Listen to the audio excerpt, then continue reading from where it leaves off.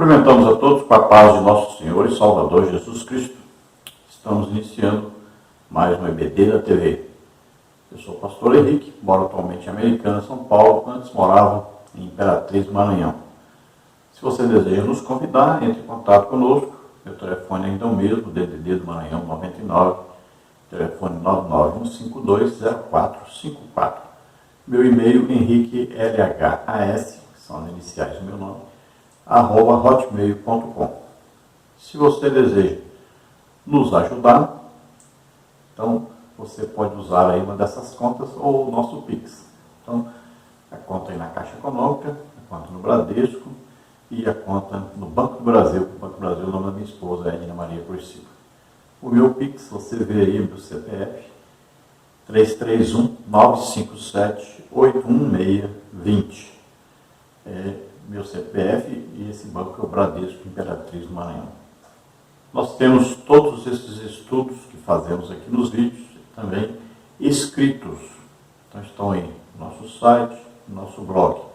Também as figuras ilustrativas, os slides, todos que nós usamos aqui nos vídeos, estão aí disponíveis no blog e também no SlideShare. Então você entra, pega gratuitamente tudo isso, vai ajudar muito a você entender a lição. Nós estamos estudando neste trimestre, nas lições bíblicas da CPAD, com o tema A Supremacia das Escrituras, a inspirada, inerrante e infalível Palavra de Deus. Nós temos como comentarista da CPAD deste trimestre o pastor Douglas Batista, que é presidente da Assembleia de Deus de Missão do Distrito Federal. Hoje nós vamos estudar a lição número 3, que tem como título A Inerrância da Bíblia. Então nós estamos estudando aí sobre bibliologia. Então nós estamos estudando sobre a veracidade, a inerrância, sobre a infalibilidade. Então vários temas dentro do estudo da Bíblia. Como ela foi formada, por quem foi escrita, quantos anos levou a ser escrita, quais os livros da Bíblia, tudo isso nós estamos vendo neste trimestre. Nós já estudamos em 2008 sobre esse assunto. Você pode ver aí a capa da revista, né? Aí foi a revista do 4º trimestre de 2008. O título lá, o tema era O Deus do Livro e o Livro de Deus. E o comentarista foi o pastor Elinaldo Renovato de Lima.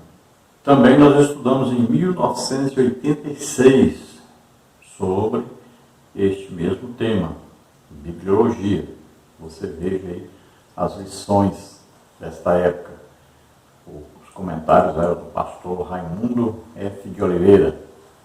No 4º trimestre de 1986. Você encontra também material para estudar essa lição, aí dentro da teologia sistemática de Orton, aí, em perspectiva pentecostal, um livro de 1996. Você encontra aí bons estudos. Também A Inerrância da Bíblia, de Norman Geisler. Muito bom para estudar sobre esse assunto. Mas isso tudo material para quem estuda teologia, né? Quem está frequentando aí uma faculdade, uma universidade, que está estudando sobre a Bíblia aprofundadamente. Já na Escola Bíblica Dominical, nós vamos procurar aí entender esta lição da maneira mais simples possível. Vamos explicar os detalhes aí, né, as palavras que são consideradas aí difíceis dentro desse tema, né, como a palavra apócrifo, como a palavra aí, autógrafo, canônico. Então, quando se fala em autógrafos, se está falando dos originais, são os manuscritos que foram escritos diretamente pelos escritores da Bíblia. Vamos ver também escritos aí, por exemplo, Paulo usava um amanuense, ou seja, uma pessoa para escrever para ele, já que ele tinha problema de visão. Quando ele escreve aos Gálatas, ele diz que eles amam tanto a ele que, se pudesse, arrancariam os próprios olhos e dariam a ele. E ele diz, com quão grandes letras vos escrevi, já que ele tinha problema de visão, ele tinha que escrever, quando ele escrevia alguma coisa, que tinha que ser com as letras bem grandes. Não é para os outros enxergar, é para ele enxergar o que estava escrevendo. Então, este é o espinho na carne de Paulo, né? Exatamente a dificuldade de visão. E vamos ver, por exemplo, Pedro também usou a amanuense, usou para escrever para ele. E vamos ver vários profetas, né, que eles não escreveram, são chamados profetas menores, não foram eles que escreveram, alguém escreveu o que aconteceu durante o ministério deles. Então, aí nós vamos estudando isso aí na lição devagarinho, vamos entendendo cada uma dessas palavras. São palavras que vão aparecer aí e nós vamos aprendendo sobre isso aí. Muitas dessas coisas são vistas apenas lá na faculdade de teologia, na universidade de teologia, no estudo mais aprofundado sobre teologia, principalmente quem vai fazer um doutorado em teologia. Vamos ver aí os tópicos e subtópicos da lição de hoje. Então, a lição 3 é a inerrância da Bíblia. Tópico 1, o que é a inerrância da Bíblia? Subtópico 1, o conceito de inerrância bíblica. Subtópico 2, a Bíblia reivindica a sua inerrância. Subtópico 3, a infalibilidade e a inerrância da Bíblia. No tópico 2, nós vamos ver o Espírito Santo preservou as Escrituras. Vamos ver no subtópico 1, os manuscritos autógrafos. Subtópico 2, os manuscritos apógrafos. Subtópico 3, os apócrifos e pseudoepígrafos. No tópico 3, nós vamos ver a verdade nas Escrituras. Subtópico 1, a Bíblia é a verdade plena. Subtópico 2, a verdade espiritual e moral. Subtópico 3, a verdade histórica e científica. Então, todos esses assuntos nós vamos estudar e essas palavras aí você vai entender o que cada uma significa. Vamos ver o textual e a verdade prática. O textual diz, porque na verdade vos digo que até que o céu e a terra passem, nenhum jota ou um tio se omitirá da lei, sem que tudo seja cumprido. Mateus 5,18. E a verdade prática diz, a doutrina segundo a qual a Bíblia não contém erro algum denomina-se inerrância das Escrituras. Por isso podemos confiar em sua mensagem, que é incorruptível. Então vemos que Jesus fala que nada será retirado da palavra de Deus, nada será mudado. Por quê? Porque Deus preservou a sua palavra e vai continuar preservando. Muitos foram os inimigos da Bíblia que tentaram destruir a Bíblia, mas não conseguiram, porque Deus vela pela sua palavra, né? E vela até para que tudo se cumpra, como está escrito. Então veja, Deus não apenas inspirou o que está escrito na Bíblia, mas também Ele preservou o que está escrito na Bíblia. Aqueles que fizeram as cópias dos originais, veja, impressionante. Até a roupa que eles poderiam usar ao escrever era tudo orientado, obedecido. Eles jejuavam, oravam. Para escrever era uma coisa tremenda, né? A religiosidade deles era muito grande. Era exigida uma santidade total para poder fazer uma cópia da palavra de Deus. Não era assim de qualquer maneira. Então eram pessoas que tomavam todo o cuidado ao fazer uma cópia, para que a cópia fosse fidedigna, para que não tivesse nenhum erro. Agora, nós não podemos nos basear, por exemplo, no Códex aí sinaíticos, no Códex lá vaticanos, porque eles contêm muitos erros, está faltando muita coisa lá, e não são pessoas de confiança que fizeram essas cópias aí, que são as mais antigas. Tem muita gente querendo se basear nessas cópias. Como? Elas são mais antigas, mas de menos confiança do que as cópias novas. Porque as cópias mais novas, elas foram feitas por pessoas fidedignas, de confiança, que tinham todo o respeito ao fazer uma cópia. Veja bem, um rei, por exemplo, quando ia governar, ele tinha que ter uma cópia da palavra de Deus, porque era lei dizendo que ele tinha que ler essa cópia.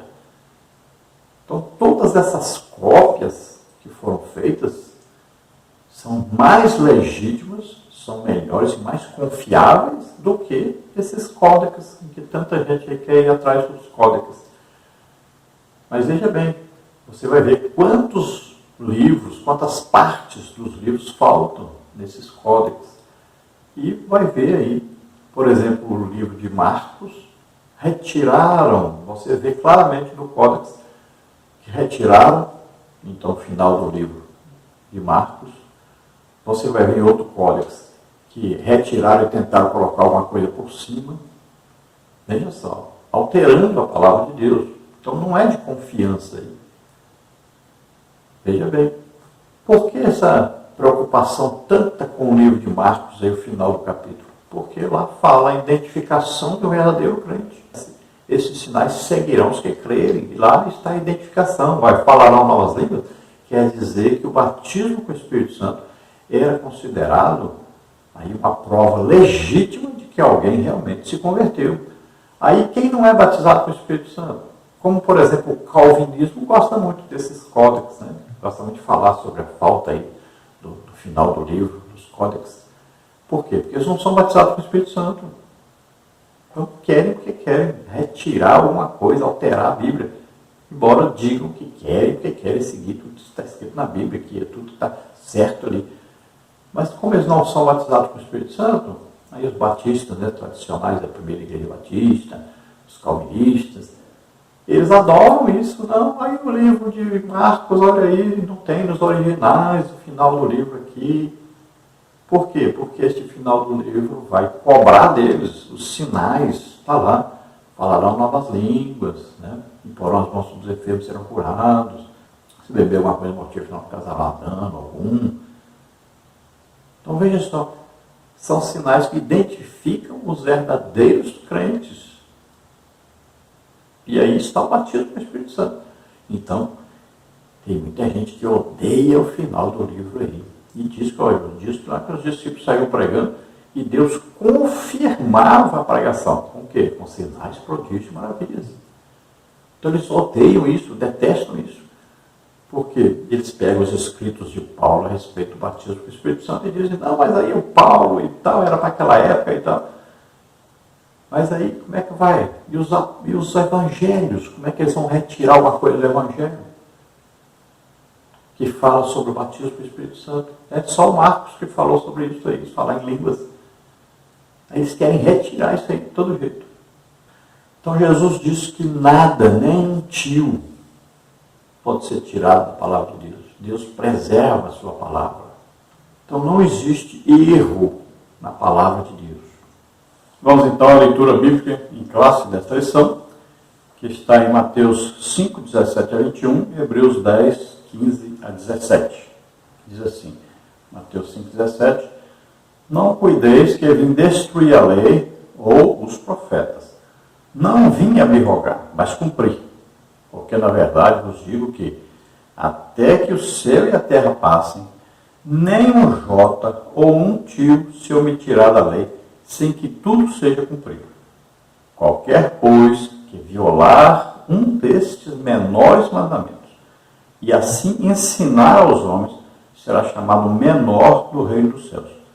Aquele, porém, que os cumprirá e ensinar, será chamado grande no reino dos céus. Porque eu vos digo que, se a vossa justiça não exceder a dos escribas e fariseus, de modo nenhum entrareis no reino dos céus. Ouvistes o que foi dito aos antigos, não matarás, mas qualquer que matar será réu de juízo. Hebreus 10, 15. E também o Espírito Santo nolo testifica, porque depois de haver dito, este é o concerto que eu farei com eles depois daqueles dias, diz o Senhor, porei as minhas leis em seu coração e as escreverei em seus entendimentos. Acrescenta, e jamais me lembrarei de seus pecados e de suas iniquidades. Então aí nós vimos Jesus dizendo que nem o jota nem o tio seria removido, né? Deus preserva a sua palavra e também fala em ai daqueles que mudarem alguma coisa. Então uma advertência de Deus. Em Apocalipse nós vamos ver que a advertência de Deus é que as maldições, as pragas, todas as coisas ruins que estão escritas no livro da lei, na palavra de Deus, nos escritos de Deus, na Bíblia, tudo isso virá sobre aquele que alterar a palavra de Deus. Então, os judeus tinham o máximo cuidado ao fazer uma cópia. Qualquer cópia que foi feita da palavra de Deus, então, no princípio, ela foi feita com, assim, um esforço muito grande, uma dedicação muito grande. E veja que as pessoas que faziam essas cópias tinham que ficar enclausuladas, elas ficavam separadas de outras pessoas. Tinha a alimentação própria, até os pergaminhos tinham que ser de animais limpos, não podia ser qualquer pergaminho. Então, eles faziam ali de pele de animais, mas os animais limpos, e tinha aqueles animais, eram separados exclusivamente para se fazer essa cópia. Era um cuidado grande demais. Então, esses escribas, esses homens que escreviam ali, faziam as cópias, eles, era uma coisa assim, uma exigência de santificação deles, uma coisa incrível, que hoje, para nós, seria absurdo. Né? E tudo isso foi feito o quê? Para preservar a integridade, a fidelidade, a originalidade da palavra de Deus. Por isso, ela é digna de confiança. Então, você vai, mas a cópia é mais nova do que lá, por exemplo, os códex. Sim. Por quê? Cada vez que havia uma guerra, cada vez que se mudavam, então, fazia o quê? Pegava as cópias mais novas, não se ia pegar as cópias mais antigas, porque o pergaminho já estava mais velho. Então, eles pegavam os mais novos, é evidente. Além dos pergaminhos, tinha lá, né, a argila que eles usavam, tinha também os papiros. Então, tudo isso era, então, utilizado para se fazer essas cópias e de maneira que se ficasse mais fiel possível com os originais. Então, não quer dizer que uma cópia feita 200, 300 anos depois dos códex, aí, que são as escrituras mais antigas que acharam, embora estejam cheias de problemas, né? Contenham muitos erros, faltem muitos livros e tudo. Então, não quer dizer que porque é mais novo é pior, não. Mas porque é mais novo, então não tem tanta credibilidade quanto mais antigo. Não, não é isso não. Pelo contrário, por exemplo, as cópias que foram achadas lá no Mar Morto, né, nas cavernas ali de Qumran, são muito melhores, mais confiáveis do que os códex. Vamos ver então a introdução da lição, que diz assim: infalibilidade e inerrância são vocábulos que apontam a veracidade das Escrituras. Indicam que a Bíblia Sagrada não falha e não erra. Significa afirmar que ela é a verdade em tudo o que diz, tanto em questões espirituais quanto históricas e científicas. Mateus 5, 17 e 18, João 10, 35. Nesta lição veremos a inerrância, a preservação e a verdade da palavra de Deus. Vamos ver Mateus 5, 17 e 18, que diz assim: não cuideis que vim destruir a lei e os profetas, não vim abrogar, mas cumprir. Porque em verdade vos digo que até que o céu e a terra passem, nem um jota ou um tio se omitirá da lei, sem que tudo seja cumprido. Então, infalibilidade e inerrância. Então, a Bíblia é infalível porque o que está previsto, o que está profetizado, tudo se cumpriu e continua se cumprindo e vai se cumprir o restante. Também a inerrância, porque ela não contém erros. Então, quando você achar qualquer problema, ou foi o copista que errou ao copiar o original, ou pode ser também que você não esteja entendendo o texto, porque você não estudou o contexto, né? Você não estudou a hermenêutica, então você não entendeu bem. Ou pode ser que você não entenda a palavra que você está lendo aí. Então são vários os motivos, mas não existe erro na Bíblia. Quando você encontrar qualquer dificuldade, procure entender. Procure, pegue aí um livro, né, que fala sobre as dificuldades bíblicas para você entender melhor e você vai compreender o que está escrito. E também nós temos o professor, o Espírito Santo, que nos ensina, nos revela o que está escrito na Palavra de Deus. Muita coisa precisa de revelação do Espírito Santo para que nós possamos entender. Então a Palavra de Deus é a verdade de Deus.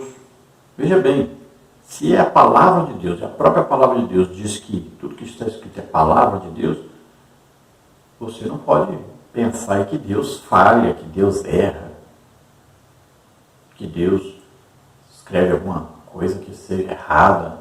Né? Então você tem que saber, o mesmo Deus, quem mandou, quem inspirou, quem escolheu as pessoas que iam escrever, é o mesmo Deus que preserva a sua palavra.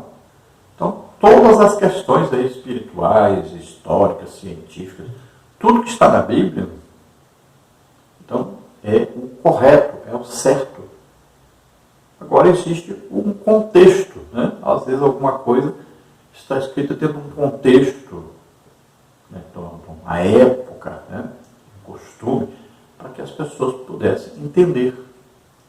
Agora, nós não podemos pegar e vamos contextualizar a Bíblia agora para nós, vamos mudar algumas coisas, vamos atualizar. Não, você não pode corrigir, você não pode tentar mudar a palavra de Deus para que ela venha a concordar com o seu erro, com a sua maneira de viver. Não, é nós que temos que nos amoldar, nos colocar à disposição da palavra de Deus e temos que seguir, obedecer o que está escrito na palavra de Deus. Nós é que temos que mudar, não é a palavra de Deus que tem que mudar para nos agradar. Nós é que temos que mudar para agradar a Deus. Então, nossa vida, toda a nossa vida, nós temos que estar olhando os nossos erros, porque nós vamos comparar o que nós falamos, o que nós vivemos, com a Bíblia. E aí, nós vamos ver se estamos certos ou errados. Então, se estamos errados, nós vamos, então, procurar seguir, obedecer o que está escrito na palavra de Deus. Porque a palavra de Deus é que é o prumo, é que é a medida correta, é a medida de Deus. Então, lembrando que nós fazemos aí a lição em 3 partes. Fizemos a primeira parte, introdução. Agora vamos, então, à segunda parte e depois teremos a terceira parte. Lá na quarta-feira à noite, quinta-feira, a gente junta as 3 partes e faz uma parte só, faz um vídeo só. As figuras ilustrativas que nós usamos aqui, os slides, todos você adquire no nosso blog, ou no slide Shire, no final da lição. E os escritos, toda a parte escrita, você pega aí gratuitamente no nosso site, também no nosso blog. E você então vai entender bastante coisa da lição. Então vamos aí ao tópico 1 da lição, o que é a inerrância da Bíblia. Vamos ver o subtópico 1, o conceito da inerrância bíblica, o subtópico 2, a Bíblia reivindica a sua inerrância, subtópico 3, a infalibilidade e a inerrância da Bíblia. Vejamos então o tópico 1, o que é a inerrância da Bíblia. Subtópico 1, então, o conceito da inerrância bíblica. A inerrância é a doutrina segundo a qual a Bíblia não contém erro algum. Significa que ela é verdadeira em tudo o que afirma. Desse modo, a Escritura é isenta de erros nos aspectos doutrinários, espirituais, históricos, culturais, científicos e em todos os demais temas. O argumento é irrefutável. Deus não pode errar. Como a Bíblia é divinamente inspirada, ela não pode conter erros. Assim sendo, a infalibilidade e a inspiração estão entrelaçadas. Nesse sentido, nossa declaração de fé professa: a Bíblia é a nossa única fonte de autoridade, a inerrante, infalível, completa e inspirada palavra de Deus. Como nós vemos aí no Salmos 19:7, João 10:35. Veja aí, Salmos 19:7 diz: a lei do Senhor é perfeita e refrigera a alma. O testemunho do Senhor é fiel e dá sabedoria aos simples. Então, a primeira coisa é saber, a Bíblia não contém erro nenhum. Ela é verdadeira em tudo. Veja bem, Deus inspirou os escritores a escreverem o que está na Bíblia.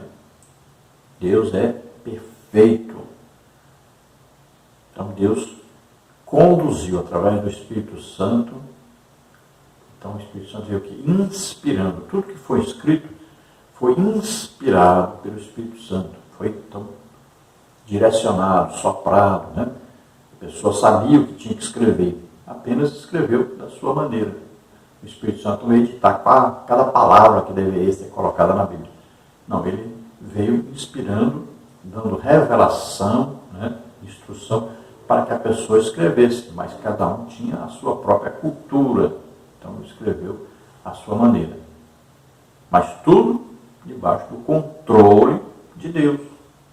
Então, dentro de todos esses aspectos aí, a Bíblia é a verdade, não contém erros, tudo é confiável, vem de Deus. Você pode apostar sua vida nisso, você pode confiar inteiramente no que está escrito na Bíblia. Então, dentro aí desses temas, né, doutrinários, espirituais, históricos, culturais, científicos, todos os temas, todos os demais temas, o argumento da Bíblia aí é irrefutável. O argumento que a Bíblia é correta em tudo, é irrefutável isso. Deus preservou essa palavra, Deus orientou quando foi escrita, Deus está no controle da sua palavra o tempo todo. Então aí, infalibilidade, inerrância, inspiração, tudo isso está o quê? Entrelaçado. Sobre o tópico 2, a Bíblia reivindica a sua inerrância. O termo inerrância não aparece na Bíblia, mas a ideia está presente nas páginas do texto sagrado. No livro de Provérbios está escrito que toda a palavra de Deus é pura. Provérbios 35. O salmista afirma que a palavra do Senhor é provada. Salmos 18, 30. Samuel assegura que o caminho de Deus é perfeito e a palavra do Senhor refinada. Segundo o livro de Samuel 22, 31. Cristo atestou a inerrância ao afirmar que nenhum jota ou um tio se omitirá da lei. Mateus 5, 18. O Senhor igualmente ratificou que a Escritura não pode ser anulada. João 10, 35. E que a palavra é a verdade. João 17, 17. Essas declarações indicam que a Bíblia é plenamente confiável, sem nenhuma falsidade ou equívoco. Toda a palavra de Deus é pura, escudo é para os que confiam nele. Provérbios 35. Então esse termo escrito inerrância não está escrito na Bíblia, assim como trindade não está escrito na Bíblia. Então várias palavras nós vamos encontrar na Bíblia, mas a Bíblia diz exatamente o que significa essa palavra. A própria Bíblia diz sobre a sua inerrância. E nós podemos ver isso em vários escritos da Bíblia, falando sobre a própria Bíblia, da sua inerrância. Então nós vamos ver os provérbios de Salomão, por exemplo, né, dizendo que toda a palavra de Deus é pura. Vamos ver que a palavra é provada, nós vemos isso no livro de Salmos, capítulo. Vamos ver isso no Salmos 18. O caminho de Deus é perfeito. A palavra do Senhor é refinada, né? Como se fosse ouro refinado. Né? Vamos ver isso aí no segundo livro de Samuel. E nós vamos ver o próprio Jesus dando essa autenticação à palavra de Deus. Ele diz que nem um jota nem um tio será retirado. Então, é Deus que preserva essa palavra, a integridade dessa palavra. Nós vamos ver Jesus citando várias coisas que estão no Antigo Testamento. Então está atestando que lá é escrito o quê? A palavra de Deus é verdade. Jesus diz que a Escritura não pode ser anulada, como está em João 10. Em João 17, Jesus diz que a palavra de Deus é a verdade. Então veja, não existe alguém que é salvo para dizer que a Bíblia contém erro, alguém que é salvo duvidar da veracidade da palavra de Deus, da infalibilidade da palavra de Deus. Não tem ninguém. Então, o salvo pega a Bíblia, vê, isto é a palavra de Deus, eu posso confiar minha vida nisso aqui. Eu posso, se eu seguir isso aqui, eu tenho certeza que eu estou seguindo a Deus, que eu estou seguindo a verdade. Eu posso confiar inteiramente na palavra de Deus. Agora, é claro que existem problemas sérios hoje, né? Porque várias religiões, várias seitas pegaram e mudaram a palavra de Deus. E isso aí é que causa problema. Então você vai, por exemplo, aos muçulmanos, você vai ver que o que era para Isaac, eles colocaram para Ismael. Você vai, por exemplo, na Igreja Católica Romana, e lá tem os livros apócrifos, 7 livros apócrifos. Livros que contêm até feitiçaria no livro. Mas colocaram na Bíblia deles. Aí você vai, por exemplo, Testemunha de Jeová, mudaram a palavra de Deus. Então você vai aí vendo, né, as religiões. Hoje já tem Bíblia até para homossexuais, por exemplo. Trocaram a palavra, mudaram a palavra de Deus para apoiar os seus pecados. Então, está cada vez mais complicado, mais difícil e vai ficar muito pior, nós sabemos disso. Então vão surgindo, né, as religiões. As pessoas querem que a Bíblia que se adapte ao seu modo de viver, em pecado. Não é que a pessoa que está em pecado pegue a Bíblia e vá se moldar de acordo com a Bíblia. Não. Veja só. É a criatura querendo mandar no Criador. Veja só. É o homem vivendo em pecado, querendo obrigar Deus a aceitar o seu pecado. É uma coisa tremenda, mas é o que está ocorrendo. Não tem até pastor por aí, muitos, que separaram-se de suas esposas e casaram de novo. E aí vão torcer a palavra de Deus, a interpretação, para achar apoio para fazer isso. Veja só. E assim, são muitos que a gente até pensa que são crentes mesmo, né? E de repente estão torcendo a palavra de Deus. Subtópico 3, a infalibilidade e a inerrância da Bíblia. O vocábulo infalível indica o que não pode nem consegue falhar. Em relação à Bíblia, significa que as suas palavras hão de se cumprir cabalmente. Isaías 55:11. Por causa da etimologia, os termos inerrância e infalibilidade são, por vezes, confundidos como sinônimos. Não obstante, outros afirmam que a Bíblia é somente infalível quanto à sua mensagem salvífica e não a consideram como inerrante. Por isso, preferimos o uso de ambos os termos, isto é, cremos e ensinamos que a Bíblia é infalível, ou seja, incapaz de falhar, e é igualmente inerrante, livre de erro. Negar essas verdades é desacreditar de sua autoridade e inspiração divina. Judas 1, 3 e 4. Vamos ver Isaías 55:11, que diz assim: assim será a palavra que sair da minha boca, ela não voltará para mim vazia. Antes fará o que me apraz e prosperará naquilo para que a enviei. Então muitas vezes se confunde, né, infalível com inerrante, mas não são a mesma coisa. Tem gente que considera a Bíblia infalível, mas diz que ela tem erros. Outros dizem que ela não tem erro, mas que é falível. Então, as duas coisas são muito importantes. Nós temos que acreditar nas duas juntas. Então, é infalível, porque não falha. Ou seja, o que está profetizado aí, ou se cumpriu, ou está se cumprindo, ou ainda vai se cumprir. Isso nós temos que colocar nossa vida nisso aí. Nós temos que acreditar nisso aí.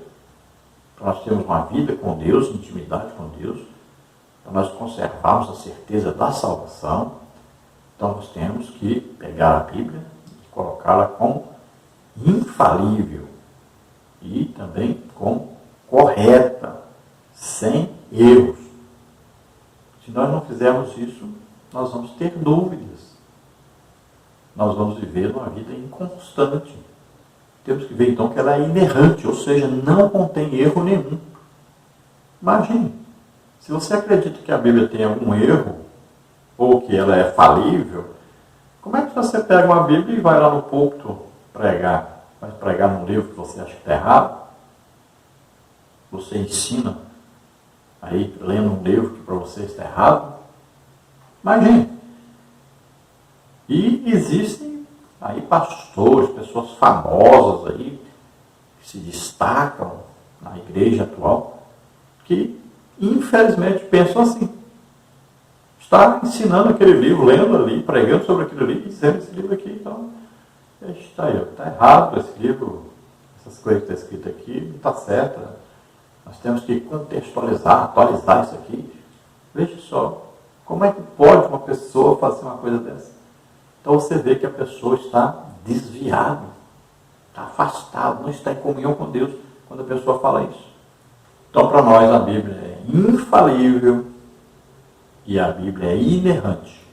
As duas coisas estão entrelaçadas e para nós são confiáveis. No tópico 2 nós temos aí o Espírito Santo preservou as Escrituras. E nós vamos ver aí, subtópico 1, os manuscritos autógrafos, subtópico 2, os manuscritos apógrafos, e no subtópico 3, os apócrifos e pseudoepígrafos. Então vamos ver aí, subtópico 1, os manuscritos autógrafos. Os manuscritos originais são chamados de autógrafos. São os textos com a grafia de próprio punho do autor bíblico ou de seu escrevente, ou amanuense, como está em Filemão 1,19, Romanos 16,22. Neles foram primeiramente registradas as palavras inspiradas pelo Espírito Santo, como está no segundo livro de Pedro, ou segunda epístola de Pedro, capítulo 1, versículo 21. Cremos que a inerrância das Escrituras pertence a esses documentos e que as cópias fiéis desses manuscritos preservaram a exatidão dos originais. O Espírito Santo providencialmente manteve a revelação divina incorruptível, como está em João 14, 17, 16, 13 e 14. Fora dessa compreensão, a Bíblia não seria fonte de autoridade. João 5, 39 e Gálatas 3, 8 a 22. Vamos ver então, Romanos 16, 22. Eu, Tércio, que esta carta escrevi, vos saúdo no Senhor. Vamos ver João 5, 39.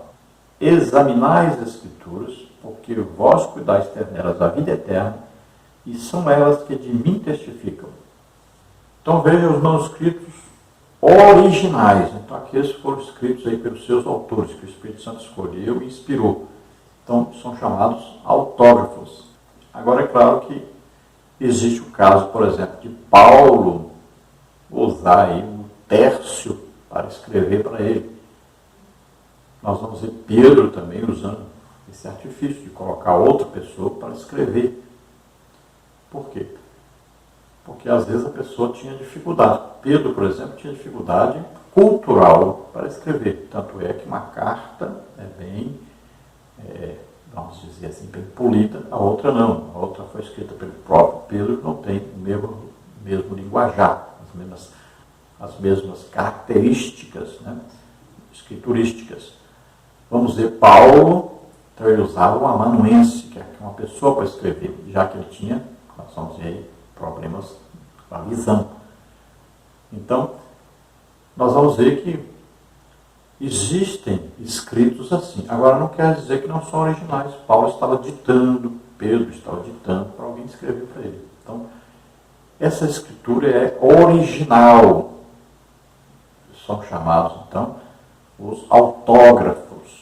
Então, quando você ouvir assim, os manuscritos autógrafos, já sabe, são aqueles que foram ou escritos originalmente, por alguém escolhido pelo Espírito Santo para escrever, ou escritos por alguém cuja pessoa foi escolhida pelo Espírito Santo para escrever, inspirou essa pessoa, mas colocou outra pessoa para escrever. Então, são os originais da Bíblia, então, são chamados autógrafos. E Pedro fala claramente, né, que o Espírito Santo inspirou. Então, tudo isso foi inspirado pelo Espírito Santo. Então, os originais, esses não contêm erro nenhum.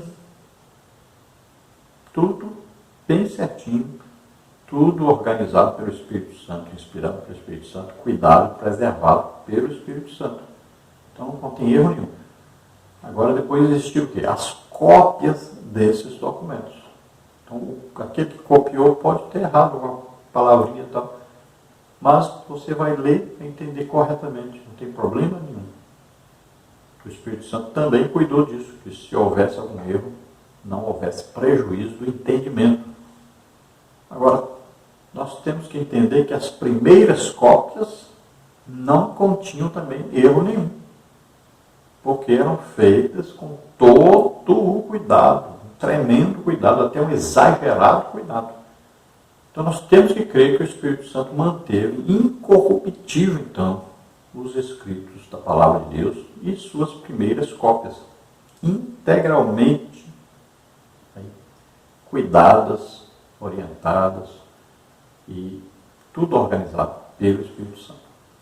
Se não fosse assim, a Bíblia não seria digna de autoridade. Nós não nos submeteríamos à Bíblia. Nós não usaríamos uma Bíblia. Subtópico 2, os manuscritos apógrafos. As cópias dos manuscritos originais são chamadas de apógrafos. Atualmente existem cerca de 25 mil cópias dos manuscritos bíblicos, a maioria deles em hebraico, grego e latim. Os escribas judeus transcreveram os originais do Antigo Testamento com precisão milimétrica, e as inúmeras cópias dos manuscritos do Novo Testamento também afiançam a credibilidade desses escritos.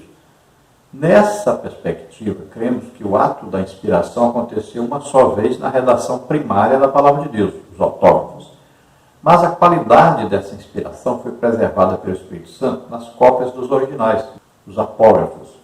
Assim sendo, a versão da Bíblia fidedigna aos originais não deixou de manter a exatidão do real significado das palavras inspiradas por Deus. Mateus 5,18 e 24,35. Vamos ver aí Mateus 5,18 que diz: porque em verdade vos digo que até que o céu e a terra passem, nenhum jota ou um tio se omitirá da lei, sem que tudo seja cumprido. Então agora, apógrafos. Nós vimos aí, autógrafos são os originais da Bíblia. Então aquilo que foi escrito aí por aqueles homens, né, cerca de 40 homens, foram escolhidos para escrever, e o Espírito Santo veio com a inspiração para que eles escrevessem. Aí nós colocamos aí, escrevessem, incluindo que aquilo, por exemplo, Paulo ditava e Tércio escrevia. Então, são originais. Agora, apógrafos, o que quer dizer? São cópias desses originais. Então, agora são aquelas cópias que foram feitas com todo o cuidado para preservarem tudo que estava escrito. As pessoas demoravam aí até um ano para fazer uma cópia de, às vezes, um livro, 2 livros. Então, eram vários pergaminhos, né, rolos, e a pessoa ia copiando palavrinha por palavrinhas, com muito cuidado, uma santificação muito grande. Por isso era caríssimo uma cópia de qualquer livro da Bíblia, porque tudo era feito com muito cuidado. Então não pense que era de qualquer maneira, e nem pense que é rápido. Era uma coisa muito bem feita, com muita santificação, com muito cuidado para preservar o que estava escrito no original. Era tudo escrito e conferido. Então esses apógrafos são dignos de confiança. São cópias perfeitas do que estava escrito. O Espírito Santo inspirou quem escreveu, mas também ele veio para dar àquele que fazia a cópia a segurança, né? Aí a capacidade de copiar corretamente. Nós temos que crer nisso. Então existe aí cerca de 25 mil cópias, imagine, a palavra de Deus. Agora, a grande maioria foram, então, cópias feitas dessa maneira. São chamados, então, apógrafos. Então, são cópias autênticas, corretíssimas, feitas dos originais da Bíblia, ou seja, dos autógrafos. Então, se Jesus disse que nem o J ou o tio poderia ser omitido, é claro, é evidente que o Espírito Santo cuidou para que tudo fosse preservado do jeito que estava no original, que ele mesmo, o Espírito Santo, inspirou os escritores a escrever. Subtópico 3, os apócrifos e pseudo-epígrafos. Nossa declaração de fé assegura que os manuscritos apócrifos escondidos, tais como Tobias, Judite, Macabeus, Baruque e outros, apresentam meros anacronismos, doutrinas falsas e práticas divergentes das Escrituras, a exemplo da oração pelos mortos. O pseudo-epígrafo, falsos escritos, dentre eles a Assunção de Moisés e o Apocalipse de Pedro, foram produzidos por autores anônimos e espúrios, que atribuíram indevidamente sua autoria a profetas e apóstolos. Na Bíblia dos Judeus, atestada por Jesus como a lei, profetas e escritos, Lucas 24, 44, não faziam parte os livros apócrifos, nem os pseudo-epígrafos. Por essa razão, eles não integram o cânon bíblico protestante. Dessa forma, não reconhecemos a autoridade desses livros por não serem inspirados pelo Espírito Santo. E disse-lhe, são essas palavras que Jesus disse, estando ainda convosco. Convinha que se cumprisse tudo o que de mim estava escrito na lei de Moisés e nos profetas e nos salmos. Lucas 24, 44. Então veja que esses livros, que são chamados apócrifos, que são os livros não confiáveis, seus autores não são confiáveis e os seus escritos contêm vários erros doutrinários, erros que, se você fizer uma hermenêutica bíblica, você vai ver que não combina com o restante da Bíblia. Não está de acordo com o restante da Bíblia. E foram colocados depois, por exemplo, na Igreja Católica Romana, que adotou aí 7 livros a mais, que são livros apócrifos. Eles queriam forçar que fizesse aí um outro cânon, outra reunião para poder incluir esses livros, mas já tinha se fechado o cânon. Não podia se incluir esses livros. Incluíram esses livros por quê? Porque esses livros davam apoio às suas falsas crenças, aos seus falsos ensinos, principalmente para ganharem dinheiro com esses falsos ensinos. E vemos, por exemplo, essa oração pelos mortos, Isso aí o quê? Para ganhar dinheiro. São as missas, que se arrecada dinheiro para rezar missa por pessoas que morreram. Aí você coloca aí purgatório, essas coisas, tudinho que eles têm lá, tudo apoiado nesses livros que eles colocaram para poder ganhar dinheiro das pessoas. E nós chegamos ao cúmulo do absurdo de ver isso. Assunção de Moisés, Apocalipse de Pedro. Então são coisas que foram inventadas, as pessoas escreveram e são tão descaradas, são tão sem temor a Deus, que colocaram como se fossem aí Moisés e Pedro que escreveram.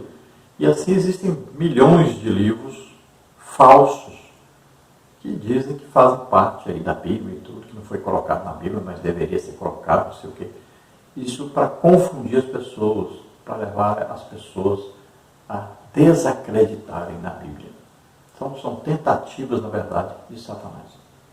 Então, você vai ver que esses livros apócrifos não estão na Bíblia dos judeus e não estão nas Bíblias protestantes, ou seja, evangélicas, porque não foram verificadas minuciosamente quando houve ali o cânon da Bíblia.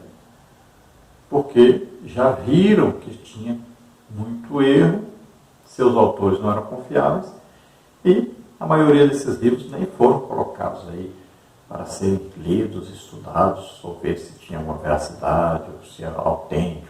Nada disso nem foi feito. Tão absurdo que era. Então, o que nós temos na nossa Bíblia é o que nós consideramos verdade, sem erro, sem defeito, são aí irrefutavelmente a palavra de Deus. Então nós podemos pegar a nossa Bíblia aí e tranquilamente colocarmos a nossa vida nisso, que ali está a palavra de Deus inerrante, infalível. Pode confiar inteiramente, pode pregar essa palavra, pode ler essa palavra, leia todo ano, a Bíblia toda, e você vai ter uma vida maravilhosa com Deus e em todos os aspectos, em todas as situações da sua vida. Vamos ver aí no tópico 3, a verdade nas Escrituras. Subtópico 1, a Bíblia e a verdade plena. Subtópico 2, a verdade espiritual e moral. Subtópico 3, a verdade histórica e científica. Subtópico 1, então, a Bíblia é a verdade plena. O termo verdade do hebraico, emet, significa o que é confiável e correto. O vocábulo grego aletheia tem o sentido de real e fidedigno. Nas Escrituras corresponde à realidade exata dos fatos em concordância com o pensamento de Deus. A Bíblia ensina que Deus é a verdade, João 14,6 e Romanos 3,4. E a sua palavra também é a verdade, João 17,17. O escritor aos Hebreus declara que é impossível que Deus minta, Hebreus 6,18. Paulo ratifica que Deus não pode mentir, Tito 1,2. Em vista disso, cremos que a palavra de Deus possui autoridade, Mateus 5, 17 e 18, e deve ser obedecida acima de qualquer autoridade humana, Mateus 15, 3 a 6. Assim, esses textos servem de base para a afirmação: o que a Bíblia diz é o que Deus diz. Vamos ver João 17, 17 diz: santifica-os na verdade, a tua palavra é a verdade. Vamos ver Mateus 15, 6 diz: e assim invalidastes pela vossa tradição o mandamento de Deus. Vemos aí carta do apóstolo Paulo a Tito, capítulo 1, versículo 2 diz: em esperança da vida eterna, a qual Deus, que não pode mentir, prometeu antes dos tempos dos séculos. Então, a Bíblia é a verdade, ou seja, é a palavra de Deus, é o correto, é o verdadeiro, é o autêntico, é confiável. Nós podemos apostar nossa vida nisso. Então, a palavra de Deus é real, é fidedigna, é a realidade exata, sem nenhum tipo de erro, sem nenhum tipo de engano, sem nenhum tipo aí de coisa arranjada ou manipulada, nada disso. Então a palavra de Deus está em consonância perfeita com a vontade de Deus, com o desejo de Deus, com a orientação de Deus para nós. Veja bem, o ser humano, qualquer coisa que nós compramos aí, vem lá junto, né? Um livretinho indicando como funciona aquilo, quais os cuidados devemos tomar com aquilo. Né? Você compra um carro, vem lá, né? Um livreto ensinando que tem o carro, como é que funciona, os defeitos que podem acontecer, como corrigir e tudo. Então são orientações, é um livreto. Assim também, Deus colocou a palavra de Deus para que nós consultemos a palavra de Deus em tudo, em todas as situações. Ali está a perfeita orientação de Deus para nós. Então a Bíblia é o manual do crente. Tudo que você precisa saber para ser salvo, para fazer aquilo que Deus deseja, para conhecer a Deus, está ali na Bíblia. Então, se é impossível que Deus minta, então a palavra de Deus, que foi inspirada por Deus, é a verdade absoluta. Deus jamais mentiria para nós, e nem para ninguém. Deus é santo, perfeito. Então não existe nenhum livro, nenhuma constituição, nada que esteja acima da Bíblia. Se nós cumprirmos a palavra de Deus, nenhuma lei escrita em qualquer lugar do mundo, em qualquer livro do mundo, estará superior a isso. Poderá nos condenar. Nada que o homem fizer, que escrever, que inventar. Porque a palavra de Deus é o prumo. É aí o molde perfeito. Né? Todos têm que copiar o que está escrito lá. A Bíblia não copia ninguém. A Bíblia não se adapta a ninguém e a nada. É nós que temos que nos adaptar, nós que temos que nos submeter. A Bíblia é perfeita. Então, o que a Bíblia diz é o que Deus diz. É a palavra de Deus, é Deus falando conosco. Subtópico 2, a verdade espiritual e moral. Nossa declaração de fé afirma que a Bíblia nos revela o conhecimento completo de Deus, não sendo necessário nenhuma nova revelação para a nossa salvação e crescimento espiritual. Deuteronômio 4, 2, Provérbios 30, 5 e 6. Pastor Antônio Gilberto, saudoso pastor Antônio Gilberto, ensinou que tudo que Deus requer do homem e tudo que o homem precisa saber quanto à sua redenção está revelado na Bíblia. Igualmente, a ética moral se fundamenta na revelação divina. Os padrões bíblicos para o nosso viver não podem sofrer mudanças. Aquilo que a palavra de Deus diz ser pecado, permanece sendo pecado. Por isso, os valores cristãos são permanentes, pois a fonte de autoridade é permanente. Mateus 24, 35. Assim, enfatizamos que a Bíblia é a inerrante verdade, tanto espiritual quanto moral. Mateus 24, 35 diz: o céu e a terra passarão, mas as minhas palavras não hão de passar.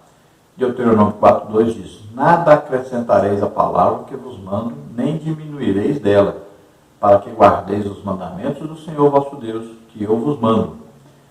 E lá em Apocalipse nós podemos ver também, não podemos acrescentar e nem retirar, né, nada da palavra de Deus. A Bíblia nos revela o conhecimento sobre Deus. É claro que não é o conhecimento completo de Deus, é evidente, né? Mas tudo que está escrito é suficiente para nós conhecermos o que nós precisamos conhecer sobre Deus, sobre a salvação, sobre o nosso viver, sobre a nossa moral, sobre toda a nossa vivência aqui na Terra. Então, tanto para a nossa salvação, quanto para o conhecimento de Deus, para o crescimento espiritual, né? Para a nossa vida cristã, tudo está na palavra de Deus. Nós temos que apenas ler e nos submeter ao que está escrito na palavra de Deus. Então, o que a Bíblia diz que é pecado, é pecado. É simples. O que a Bíblia diz para nós que está errado, está errado. O que a Bíblia diz que está certo, está certo. Então, os valores cristãos não mudam. Não podem ser alterados. Nós não podemos adaptar a Bíblia ao nosso viver. Não. Nós é que vamos nos submeter ao que a Bíblia diz. Isso é imutável e não vai mudar nunca. A palavra de Deus não pode ser alterada. Então ela não vai mudar nunca. É a mesma. O que é pecado vai continuar sendo pecado. Não vai deixar de ser pecado porque alguém falou, porque fizeram alguma lei dizendo que não é. Não. O que está na Bíblia é o correto. Então nós temos que seguir a Bíblia. O padrão nosso de viver cristão, de prática, de fé, é a Bíblia. E Deus adverte para que nós não mudemos nada na Bíblia. Não pode ser retirado e nem acrescentado nada. Não pode ser mudado. É o que está escrito ali, é o correto, é a palavra de Deus. No subtópico 3, nós temos a verdade histórica e científica. Cremos que a Bíblia é divinamente infalível em toda a matéria que aborda. Salmos 12, 6, 19, 8. John Wesley escreveu que se houver um erro, pode haver 1000. E se existir alguma falsidade, então a Bíblia não é o livro da verdade de Deus. Por conseguinte, a Escritura não se equivoca quando descreve a criação, os eventos da história e os fenômenos da ciência. Significa que Deus guiou os autores bíblicos e os preservou do registro de inverdades de qualquer natureza. Segundo o livro de Pedro 1:21, ou segundo epístola de Pedro. Assim sendo, endossam que a Bíblia Sagrada é a verdade inspirada de Deus, inerrante em sua totalidade, isenta de toda falsidade, fraude ou engano. Vamos ver Salmos 19:8, diz: as palavras do Senhor são palavras puras, como prata refinada em forno de barro e purificada 7 vezes. Vamos ver Salmos 19:8, que diz: os preceitos do Senhor são retos e alegram o coração. O mandamento do Senhor é puro e alumia os olhos. Vamos ver a segunda epístola de Pedro 1:21, que diz: porque a profecia nunca foi produzida por vontade de homem algum, mas os homens santos de Deus falaram inspirados pelo Espírito Santo. Então nós temos que crer que a Bíblia é infalível, é inerrante, né? A palavra de Deus para nós é a verdade, é o prumo, é o correto e não contém erro nenhum, inerrante. Porque se você acredita que a Bíblia tem um erro, então ela pode ter 1000. Veja bem, se você vai ler a Bíblia, aqui, pode ser que aqui tenha algum erro. Então, você não pode confiar num livro que você acha que tem erro. Porque se você achou um, pode ser que então que tenha 1000, você que não viu os outros. Então é importante entendermos isso. Temos que confiar inteiramente na Bíblia e saber que esta é a palavra de Deus, a correta palavra de Deus. Tome cuidado com essas tantas traduções que fazem por aí. Né? Pegue lá a Bíblia de Estudo Pentecostal. Né? Use esta, é ótima. Não precisa ficar trocando de Bíblia direto aí, cada um. Né? Ficam modernizando as palavras e coisa e tal. Não, use o simples. Então, o que a Bíblia fala sobre a criação, sobre a história, sobre os fenômenos aí, né? A Terra, o que aconteceu, o que acontece, então, tudo isso é lá a verdade. Você viu que tem gente até dizendo que a Terra é plana por aí, contrariando a palavra de Deus? Tem gente que até torce o que está escrito na Bíblia para apoiar essas ideias malucas que aparecem por aí. Então, na Bíblia não existe falsidade, fraude, engano, mentira, que estão falando assim, mas não é assim. Não, a Bíblia é o correto. Vamos seguir a Bíblia, a palavra de Deus. A Bíblia fala de outros livros que não estão dentro do cânone da Bíblia? Claro que fala. Vamos ver alguns exemplos. Olha, em Josué 10:13 diz: e o sol se deteve e a lua parou até que o povo se vingou dos seus inimigos. Isto não está escrito no livro do reto? Então veja só, livro do reto. Não está na Bíblia esse livro, mas foi citado. Não quer dizer que a Bíblia está autenticando esse livro, está dizendo que alguma coisa que está lá é verdade. Só isso. Veja aí, segundo livro de Samuel 1:18, que diz: dizendo ele que ensinasse os filhos de Judá e o uso do arco. Eis que está escrito no livro reto. Aí novamente. Vamos ver Judas 1:14. E destes profetizou também Enoque, o sétimo depois de Adão, dizendo: eis que é vindo o Senhor com milhares de seus santos. Isso não está escrito na Bíblia, Enoque aí falando, profetizando isso. Mas Judas usou aí um livro chamado Livro de Enoque. Então ele usou uma referência que está lá como sendo verdade. 1 de Reis 11:41. Quanto mais dos atos de Salomão e a tudo quanto fez da sua sabedoria, porventura não estão escritos no livro da história de Salomão? Aí, livro da história de Salomão. Não está esse livro na Bíblia. Vamos ver mais. Segundo livro de Crônicas 9:29. Os demais atos, pois, de Salomão, tanto os primeiros como os últimos, porventura não estão escritos no livro da história de Natã, o profeta, e na profecia de Aías, o Silonita, e das visões de Ido, vidente, acerca de Jeroboão, filhos de Nebate. Então aí, livro da história de Natã. Outro livro que não está na Bíblia. Segundo Crônicas 12:15. Os atos, pois, de Roboão, tanto os primeiros como os últimos, porventura não estão escritos nos livros da história de Semaías, o profeta, e de Ido, vidente, conforme a relação das genealogias. E houve guerras entre Roboão e Jeroboão em todos os seus dias. Então aí, livros da história de Semaías, o profeta, e de Ido, o vidente.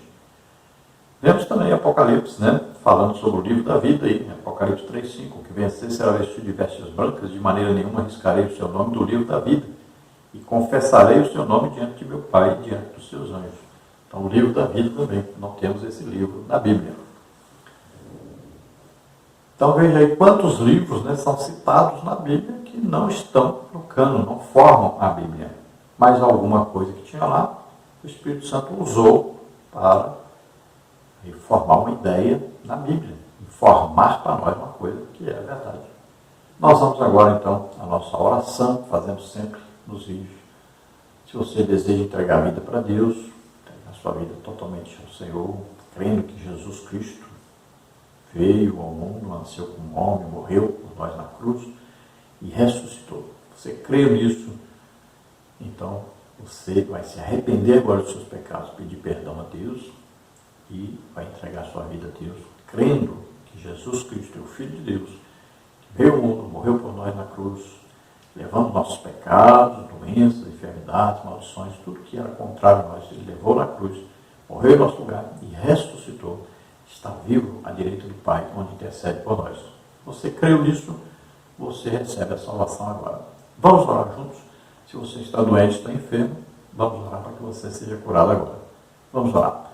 Pai querido, em nome de Jesus, te apresentamos essas vidas que se chegam a Ti arrependidos dos seus pecados, crendo agora que Jesus Cristo, Teu Filho, veio ao mundo e levou sobre ele os nossos pecados, doenças, enfermidades, maldições, tudo que nos era contrário, e ressuscitou ao terceiro dia, está à direita de Ti, ó Pai, intercedendo por nós.